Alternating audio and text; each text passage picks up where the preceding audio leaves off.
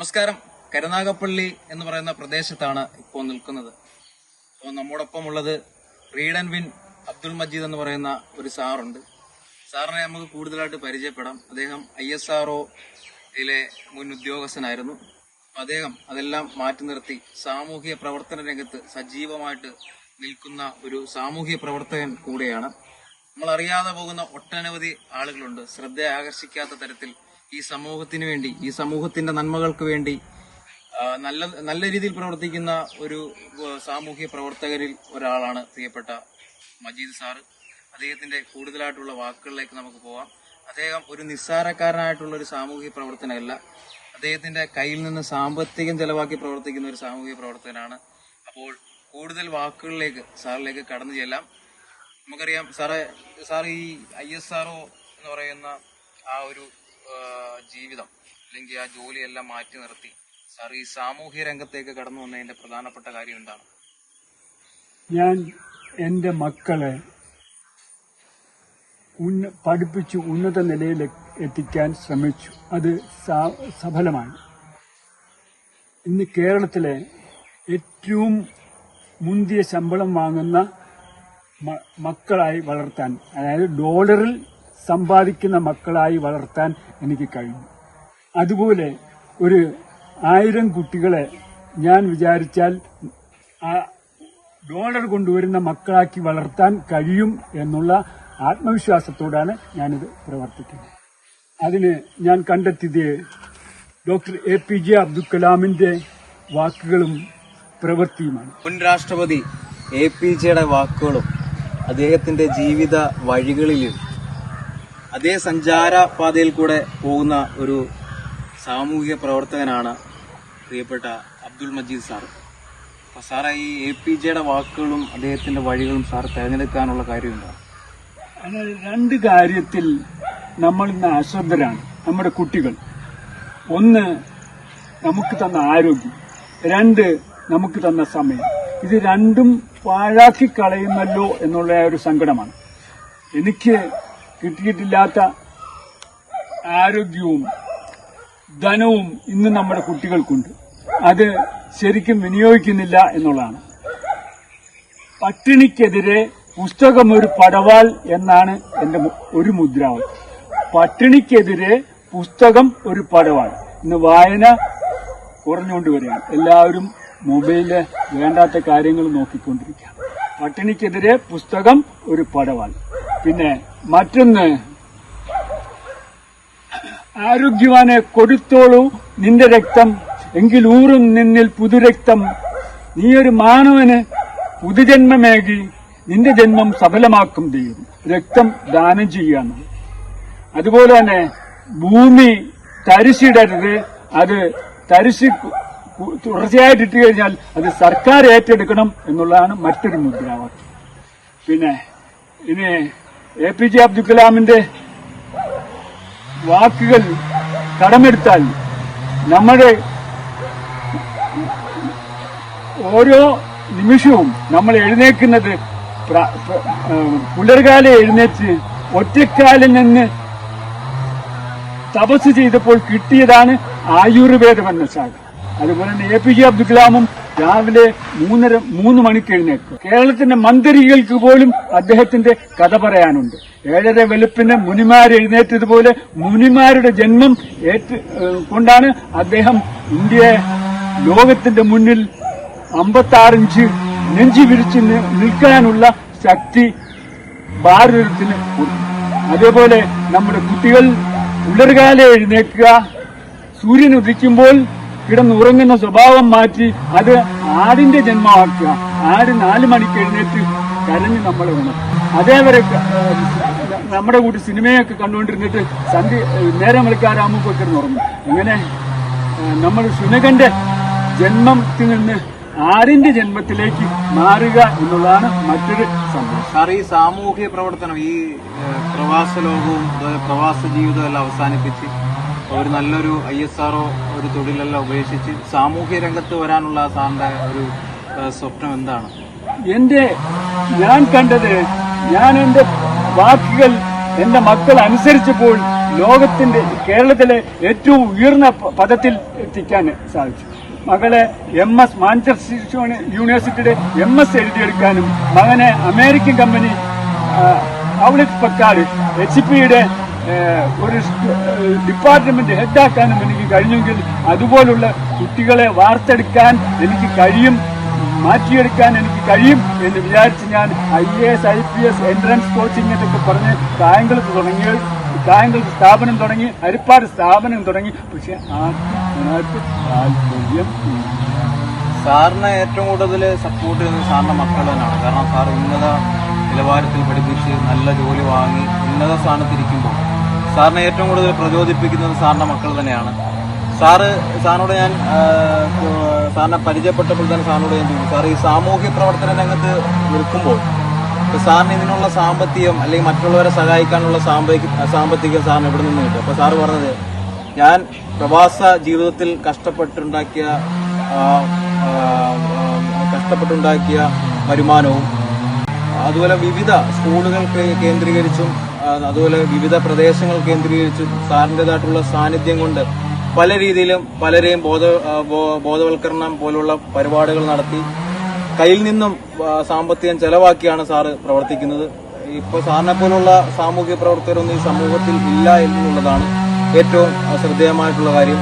Sir ഒരിക്കലും ഒരു ചാനലിന്റെ മുമ്പിലോ ഒരു മാധ്യമ രംഗത്തോ അല്ലെങ്കിൽ ശ്രദ്ധയാകർഷിക്കുന്ന തരത്തിൽ സോഷ്യൽ മീഡിയയിലൊന്നും സജീവ സാന്നിധ്യമാവാൻ ശ്രമിച്ചിട്ടില്ല. അപ്പോൾ സാറിന് ഇന്ന് ഇങ്ങനൊരു അവസരം കിട്ടിയെന്ന് സാറിനെ കണ്ടുമുട്ടിയത് തന്നെ ഏറ്റവും വലിയൊരു കാര്യം തന്നെയാണ്. അപ്പോൾ സാറിന് ഇപ്പോഴും ഈ ഒരു പ്രായത്തിലും സാറ് എനിക്ക് തോന്നുന്നു സാറ് കൂടുതലും നടന്നാണ് യാത്ര ചെയ്യാറുള്ളത്. അതെ, ഞാൻ കഴിയുന്നതും നടന്ന് യാത്ര ചെയ്യുന്നു. ഒന്ന്, എൻ്റെ കാലില് ട്ടുള്ള രക്തഓട്ടം വർദ്ധിപ്പിക്കുക എന്നുള്ള ഒരു ടെക്നിക്കും അതിന്റെ പിന്നിലുണ്ട്.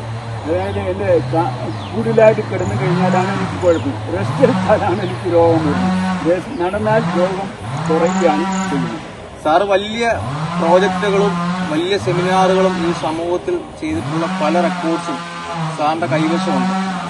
അപ്പം സാറേ ഇതിപ്പം മെട്രോ ദുബായ്, അതെന്താ സാറേ വർക്ക്? മെട്രോ ദുബായ് എന്ന് പറഞ്ഞാൽ നമ്മൾ അതിശയിക്കുന്ന രീതിയിലാണ് അത് പ്രവർത്തിച്ചത്, പ്രാവർത്തികമാക്കിയത്. അത് കഴിഞ്ഞാൽ മഹേഷ് MLA എന്നെ ഏറ്റവും കൂടുതൽ അതിശയിപ്പിച്ച ഒരു മഹാമഹർഷിയാണ് അദ്ദേഹം എന്ന് എനിക്ക് പറയാൻ തോന്നുന്നു. പ്രിയപ്പെട്ട മജീദ് സാറും ഭൂമി ദാനം നൽകിയിട്ടുണ്ട്. അതെ, ദാനം നൽകി, ഇനിയും ദാനം നൽകണം എന്നുള്ളതാണ് എൻ്റെ മക്കൾക്കും. അതിൽ ഒരു എതിരുമില്ല. എൻ്റെ വാപ്പായുടെ ഇഷ്ടം പോലെ ചെയ്തോ എന്ന് മകൻ പറയുക എന്ന് പറഞ്ഞാൽ അത് തന്നെയാണ് ഏറ്റവും വലിയൊരു ഭാഗ്യം. ഇതിനു വേണ്ടി 10 ലക്ഷം രൂപ ഞാനറിയാതെ തന്നെ ഞാൻ നോക്കിയപ്പോൾ അക്കൗണ്ടിൽ ഒരു 10 ലക്ഷം രൂപ വന്നിരിക്കുന്നു പുള്ളിയുടെ അടുത്ത്. അതായത് ചകിരിമെത്ത ഉത്തമം നാടിനും നട്ടിലിനും എന്നുള്ള പ്രോഗ്രാമാണ് ഇപ്പോൾ ചെയ്തുകൊണ്ടിരിക്കുന്നത്. 20 പഞ്ചായത്തുകളിൽ 4-5 സ്ഥലത്ത് കൊടുത്ത് ബാക്കിനെ കൊടുക്കാൻ 20 പഞ്ചായത്തുകളിൽ എത്തിയിരിക്കുന്നു. പിന്നെ ലഹരിക്കെതിരെ കളിക്കളം ഒരു പഠനനിലം എന്നുള്ളതാണ്. ലഹരി സിഗരറ്റ് വലിച്ചുകൊണ്ടായിരിക്കും ചില ഡോക്ടർമാർ ഓപ്പറേഷൻ ചെയ്യുന്നത്. അത് പറഞ്ഞിട്ട് കാര്യമില്ല. അതിന് ഏറ്റവും നല്ല മാർഗം കളിക്കളം ഉയർത്തുക എന്നുള്ളതാണ്. 1000 കളിക്കളങ്ങൾ ഉയരട്ടെ എന്നുള്ളതാണ് മറ്റൊരു മുദ്ര. ലഹരിക്കെതിരെ പറയുകയല്ല, പ്രവർത്തിക്കുക. കുട്ടികളെ കളിക്കളത്തിലേക്ക് ഇറക്കുക. മൊബൈൽ നോക്കിയിരുന്ന് സമയം കളയുന്നതിന് പകരം കളിക്കളത്തിലേക്ക് ഇറക്കുക. ഫുട്ബോൾ വാങ്ങിക്കൊടുക്കുക, വോളിബോൾ വാങ്ങിക്കൊടുക്കുക എന്നുള്ളതാണ് മറ്റൊരു തന്ത്രം. അറിയപ്പെടേണ്ട ഒരു സാമൂഹ്യ പ്രവർത്തകൻ കൂടെയാണ് അബ്ദുൽ മജീദ് സാർ. അപ്പോൾ അദ്ദേഹം എപ്പോഴും APJ അബ്ദുൽ കലാം എന്ന് പറയുന്ന മുൻ രാഷ്ട്രപതിയുടെ വാക്കുകളും അദ്ദേഹത്തിന്റെ പ്രവർത്തികളും മനസ്സിലാക്കി ജീവിക്കുന്ന ഒരു മനുഷ്യനാണ്. ഒരു വലിയൊരു മനുഷ്യ സ്നേഹത്തിന്റെ ഉടമയാണ് പ്രിയപ്പെട്ട അബ്ദുൽ മജീദ് സാർ. അപ്പം അദ്ദേഹത്തിന് ഒത്തിരി കാര്യങ്ങളുണ്ട്, എങ്കിൽ പോലും കുറച്ചധികം കാര്യങ്ങൾ നമുക്ക് സാറിൽ നിന്ന് മനസ്സിലാക്കാൻ സാധിക്കും. സാറേ, സാർ നേരത്തെ പറഞ്ഞത് APJയുടെ വാക്കുകൾ ഉൾക്കൊണ്ടല്ലേ സാർ മുന്നോട്ട് പോകും? അതെ, വിദ്യ കൊണ്ട് പ്രബുദ്ധരായ കുടുംബങ്ങളെ ആദരിക്കുക എന്ന ഒരു ചടങ്ങ് ഞാൻ ചെയ്യുന്നു. അതുപോലെ തന്നെ സമൂഹത്തിന് വേണ്ടി ജീവിതം ഒഴിഞ്ഞുവെച്ച ഉമ്മൻചാണ്ടി സാറിനെ പോലെ ഉള്ള ആൾക്കാരെയും ഉയർത്തിക്കൊണ്ടുവരിക എന്നുള്ള ഒരു ധർമ്മവും ഞാൻ ചെയ്യുന്നു. വർക്ക് ഈസ് വർഷിപ്പ് എന്നൊരു അവാർഡ് ഞാൻ 10 വർഷം മുന്നേ ഉമ്മൻചാണ്ടി സാറിന് കൊടുത്തു. കാരണം 2 മണിക്ക് അദ്ദേഹം അപ്പോയിന്റ്മെന്റ് കൊടുത്തു, രാത്രി 2 മണിക്ക്. അതായത് പുറത്തുനിന്ന് വന്ന ഒരു ഇംഗ്ലീഷുകാരന് സമയമില്ലാഞ്ഞിട്ട് അദ്ദേഹം രാത്രി 2 മണിക്ക് അപ്പോയിന്റ്മെന്റ് കൊടുത്തു എന്ന് കേട്ടപ്പോൾ അദ്ദേഹത്തിന് ആ പ്രചോദനം കൊണ്ട് ഞാൻ വർക്ക് ഈസ് വർഷിപ്പ് എന്നൊരു അവാർഡ് ചെയ്ത് അദ്ദേഹത്തിന് പുതുപ്പള്ളി വീട്ടിൽ കൊണ്ട് കൊടുത്തപ്പോൾ അദ്ദേഹം അതിലേക്ക് ഉറ്റുനോക്കുന്നത്, അദ്ദേഹത്തിനെ ഞാൻ കേരള ഗാന്ധി എന്ന് വിളിച്ചപ്പോൾ അദ്ദേഹം സന്തോഷം കൊണ്ട് പുളകിതനാകുന്നതും ഞാൻ കണ്ടു. അതുപോലെ മറ്റൊരു വ്യക്തിയെ ഞാൻ ഇന്ന് തലവായിൽ കണ്ടു, അതായത് കരുനാഗപ്പള്ളി കണ്ടു. Karunagappally MLA Mahesh sir. നേരം വെളുത്ത് 7 മണിക്ക് ഞാൻ ചെന്നപ്പോൾ തന്നെ അവരെ വീട്ടിൽ ഒരു 10-12 പേര് അദ്ദേഹത്തെ കാണാനുണ്ട്. കുറച്ചു കഴിഞ്ഞ് റഷൊന്ന് കുറയട്ടെ എന്ന് ഞാൻ വിചാരിച്ച് പുറത്തു പോയിട്ട് തിരിച്ചു വന്നപ്പോൾ ഏകദേശം ഒരു 10-200 പേരായി. അദ്ദേഹത്തിനെ തന്നെ മറന്ന്, വീട്ടുകാരെയും മറന്ന് നാടിനു വേണ്ടി പ്രവർത്തിക്കുന്നു. അങ്ങനെയുള്ള അദ്ദേഹത്തിന് ഈ അവാർഡ് അർഹനാണെന്ന് എനിക്ക് തോന്നി. അതായത് വർക്ക് ഈസ് വർഷിപ്പ് 10 വർഷത്തിന് ശേഷം അദ്ദേഹത്തിന് കൊടുക്കാൻ, അതിനായിട്ട് ഞാനൊരു 40 സെന്റ് വസ്തു മാറ്റിവെക്കുന്നു.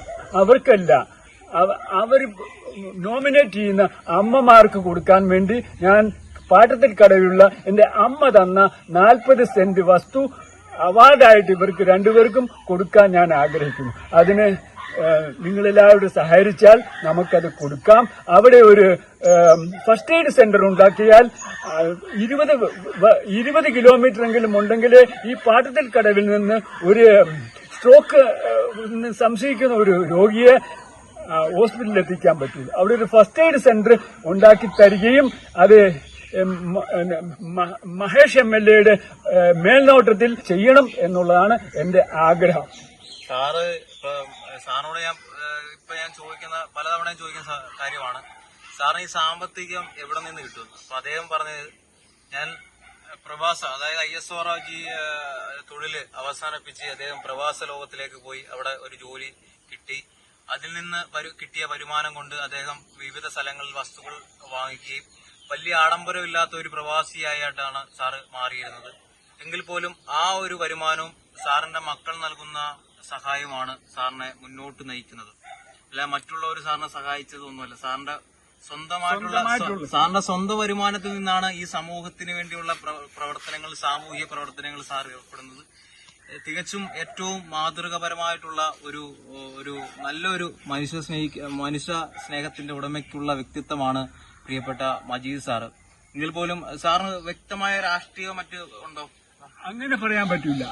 ആര് നല്ലതായിട്ട് പ്രവർത്തിക്കുന്നോ അവരോടൊത്തുചേരുക എന്നുള്ളതാണ്. ഞാൻ സുധാകരനെ കായംകുളത്ത് എത്തിച്ചു.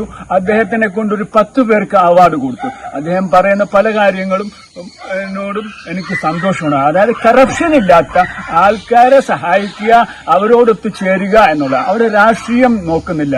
ജനാധിപത്യത്തിന്റെ വികൃതമായ മറ്റൊരു മുഖമാണ് നമ്മളിപ്പോ കാണുന്നത്. ജനാധിപത്യം എന്താണെന്നുള്ളതിന്റെ അല്ല, നമ്മൾ ജനാധിപത്യത്തിന്റെ മറുവശമുണ്ടല്ലോ, അതാണ് ഇപ്പൊ കേരളത്തിൽ നടക്കുന്നത്. സാറ് പറയുന്നത് അഴിമതിയില്ലാത്ത ഒരു ജനപ്രതിനിധിയാണ് നാടിനാവശ്യം.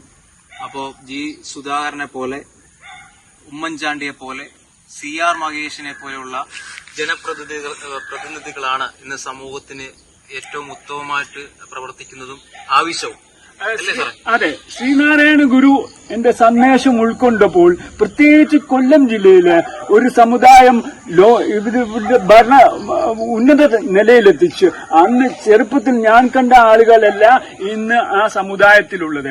അതുപോലെ പരിവർത്തനം ഒത്തിരി പേര് വേണമെന്നില്ല, 1-2 പേര് വിചാരിച്ചാലും നമുക്ക് കേരളം പരിവർത്തിപ്പിച്ചെടുക്കാൻ പറ്റും. CR മഹേഷിനെ പോലുള്ളവര് ലോകത്തിന്റെ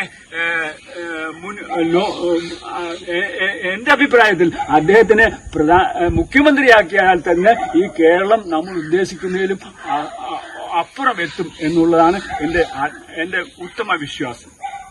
സാറിനെ കൂടുതലായിട്ട് നമുക്ക് വീണ്ടും പരിചയപ്പെടാം. ഇപ്പം നമുക്കറിയാം, എല്ലാവരും വസ്തുവിന്റെയും പണത്തിന്റെയും പിന്നാലെ ഓടുമ്പോൾ സാർ എന്ന് പറയുന്ന മഹത് വ്യക്തി, അദ്ദേഹത്തിന് കിട്ടുന്ന വരുമാനം മറ്റുള്ളവർക്ക് ദാനം ചെയ്യുന്ന ഒരു പ്രവർത്തനമാണ് സാറ് ചെയ്തുകൊണ്ടിരിക്കുന്നത്. എങ്കിൽ കൂടെ സാറിന് ദൈവം കൂടുതലായിട്ട് അനുഗ്രഹങ്ങൾ ചൊരിയട്ടെ എന്ന് പ്രാർത്ഥിക്കുന്നു. അദ്ദേഹം ഉമ്മൻചാണ്ടി സാറിന്റെ പാത പിന്തുടർന്നും APJ അബ്ദുൽ കലാമിന്റെയും വാക്കുകൾ ഉൾക്കൊണ്ടും ഏറ്റവും മാതൃകാപരമായിട്ടുള്ള രീതിയിൽ അവരുടെ ജീവിത രീതികൾ എങ്ങനെ പോകുന്നോ ആ തരത്തിൽ തന്നെയാണ് സാറും ജീവിച്ചുകൊണ്ടിരിക്കുന്നത്, നടന്നുകൊണ്ടിരിക്കുന്നത്. അപ്പൊ എങ്കിൽ കൂടെ സാറിനെ കിട്ടിയതിൽ വളരെയേറെ സന്തോഷമുണ്ട്. കരുനാഗപ്പള്ളിയിൽ നിന്നും മറുനാടൻ മലയാളിക്ക് വേണ്ടി ജെയ്സൺ എടവ.